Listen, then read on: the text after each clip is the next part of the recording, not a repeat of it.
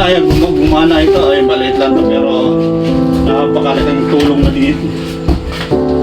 Maliit lang to, electric pa na to pero napakalaking tulong dito sa Kalawan. dito sa kanyang kwarto. Eh mga kababayan ko, dumating na tayo dito kay Nanay Marilos Alantes. Siya po ay 59 years old na. Malapit na siya mag-senior citizen. Siya po ay nakahiga lang po dito at siya po ay bedridden ng ilang taon na. 10 years na bedridden. Nahulog daw siya sa hagdanan. Shout out sa lahat na residente dito sa anong barangay ito? Nagkalawan, barangay 17. Barangay 17. Anong barangay? Ano, kamusta man naman yung iyong batok, yung yung liig, yung ulo, kamusta? Medyo nawala na yung sakit. Bakit ano bang nangyari niyan dati? Sakit na kaya rin. Masakit pag lumilingon ka? Saan? Sa batok. Pati palingon nga. Oh, kabila. Ngayon, ha? Gawaan. Nawala ba? Meron. Nawala yung sakit? May nawala na. Nawala yung sakit? Dati masakit. Oo, dati masakit na masakit. Ilang years na yung masakit na eh? 10 years. Nung hinilip ng TV Bisaya 1, anong pagbabago? Gumaan. Tapos yung sakit, nawala. Nawala ang sakit.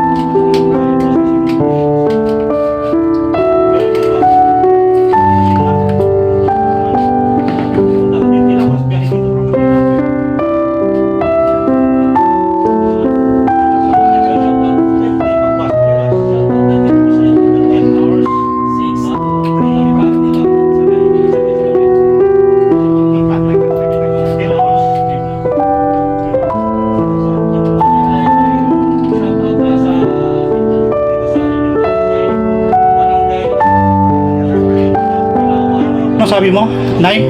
Mayroon natanggal na sakit dito. Natanggal? Ibig sabihin nawala? Oo, yun.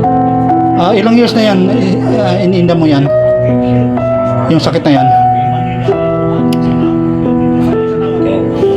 10 years. 10 years na yan. Pagkahilot ni TV Bisaya 1, may naramdaman kakaiba? Kakaiba? May naramdaman daw siya, mga kababayan kong kakaiba. Kakaiba daw yung bandang balakang niya.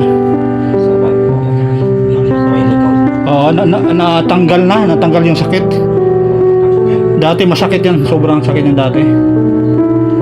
Ay, may pagbabago. Nay, may pagbabago pala, Nay. Hindi mabuti sir. Oo, may pagbabago yung balakang niya dito. Oo. Sa dati daw, sabi niya, sobrang sakit, 10 years na.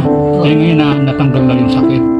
Ang 10 years na nahihintag ko, nawala yun. Mga sakit sa likod ko. Sa spiral. Thank you very much. Kay TV1. Ito po, walang... Bisaya. Dito po walang kaya. Libre. Legit. ano po masasabi mo kay TV Bisaya, number 1?